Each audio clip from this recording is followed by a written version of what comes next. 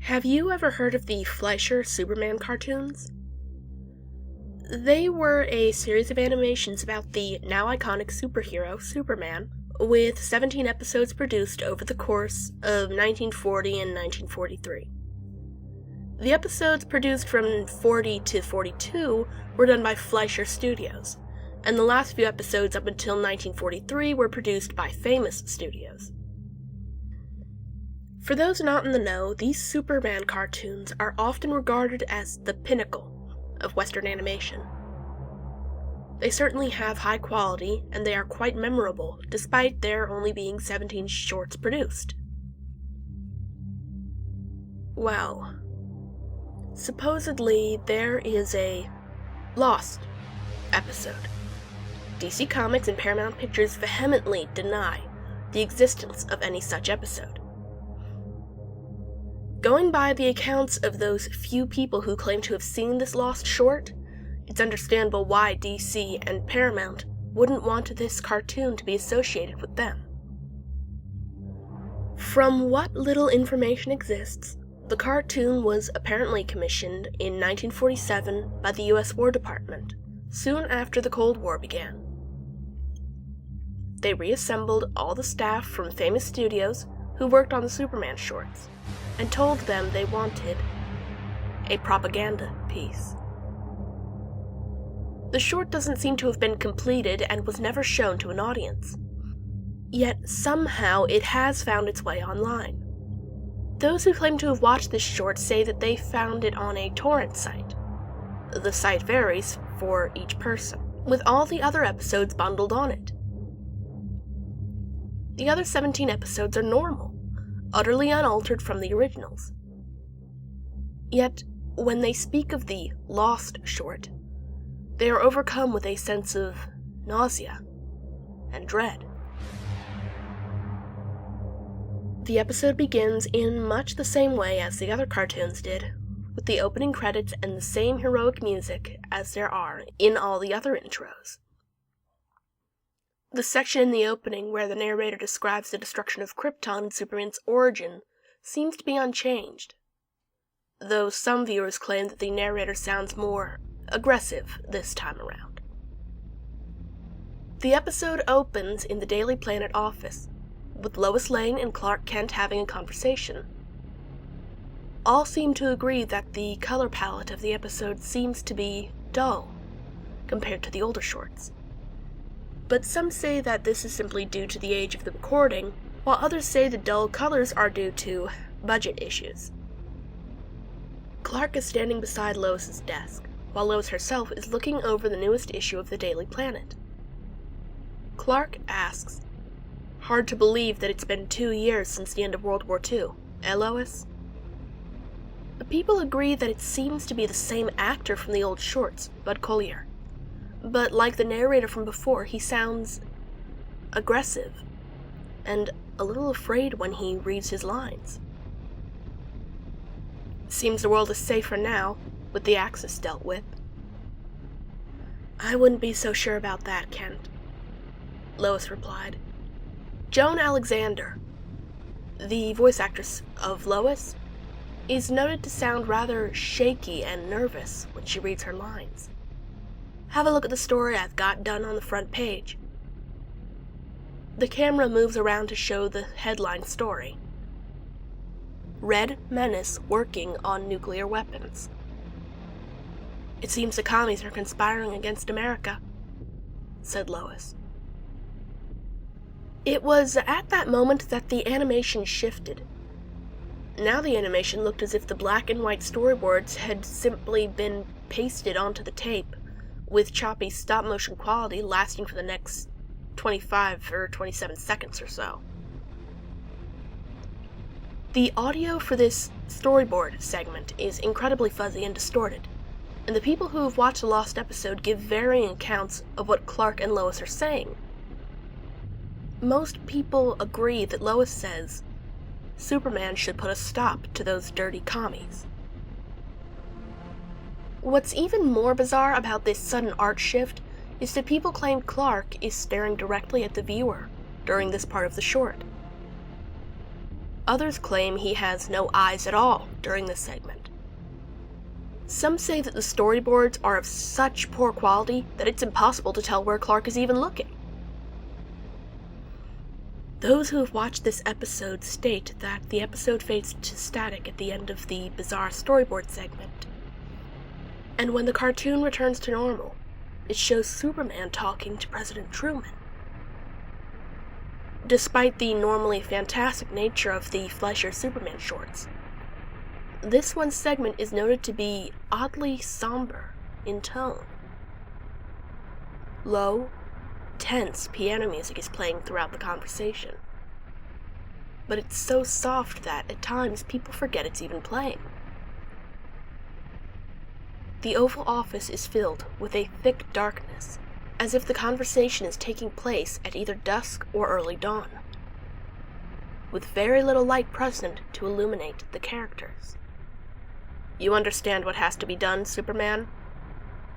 President Truman asked.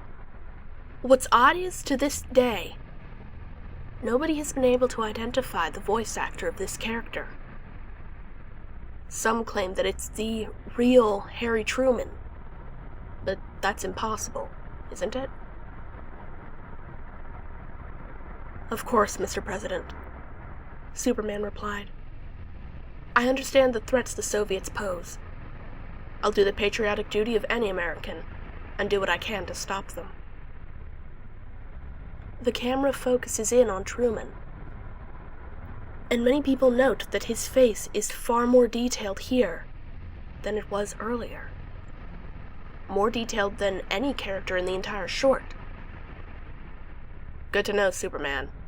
America won't stand idly by and let another threat rise up against us. I want you to strike those dirty commies down like the hammer of God and show them what they're up against." The people who have given accounts on this lost episode, while they all have differing views and opinions on Superman, all find this behavior to be wildly out of character for him. They don't seem able to believe Superman acting as some sort of government agent. Nor can they believe Superman using his powers to attack a nation of people. As the conversation between Truman and Superman ends, the screen cuts to static again, before fading back in and showing Superman flying through the air. This segment is utterly devoid of sound, save for small crackles that are just barely noticeable.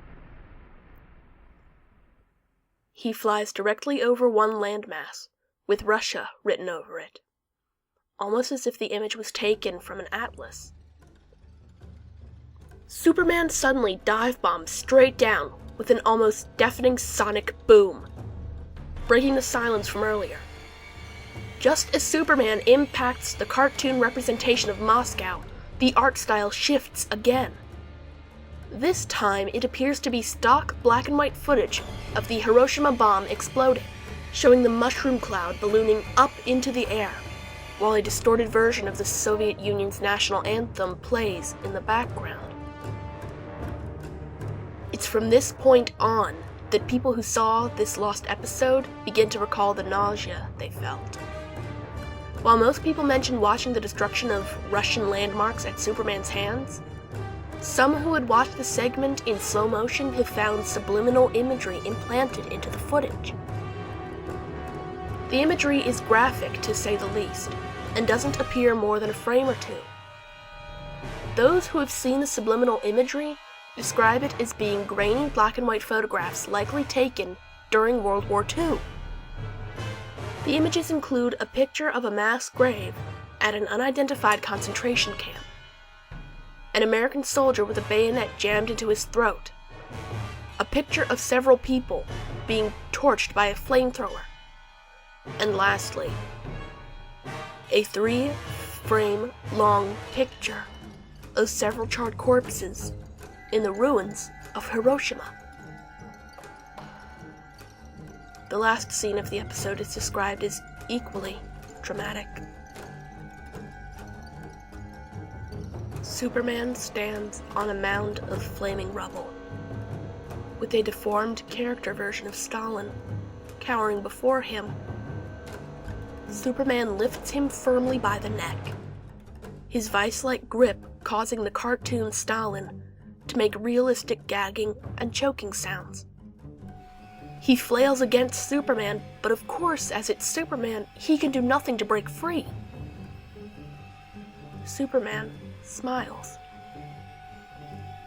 Not a demonic rictus or a psychopath smile. An honest and friendly kind of smile that Superman is best known for. In this context, such a warm smile is just as disturbing. The camera zooms in slowly. Superman smiling all the while. And then his eyes slowly start to glow various shades of red and gold. While nobody can feel any sympathy for Stalin for what happens next, for the simple fact that it's Stalin, people do agree that his fate is overly graphic and gruesome. A burst of heat and light explodes out of Superman's eyes. The scene seems to go in slow motion, as we can see the caricature of Stalin's skin being peeled off of his body by the force of Superman's heat vision. The force peels off Stalin's muscle tissue and vaporizes his organs, until he's simply a skeleton left. Then his bones break apart and are reduced to dust, scattered by the wind. People have noted that while these shorts normally have very high quality, this scene was incredibly detailed. The camera zooms into a close-up of Superman's smiling face, the fires of the ruined city flickering behind him. He looks directly at the viewer and winks. It's at this moment that the image of Superman winking freezes up, and the warped music lingers on one drawn-out note. This lasts for a little over 7 seconds, and then the episode ends.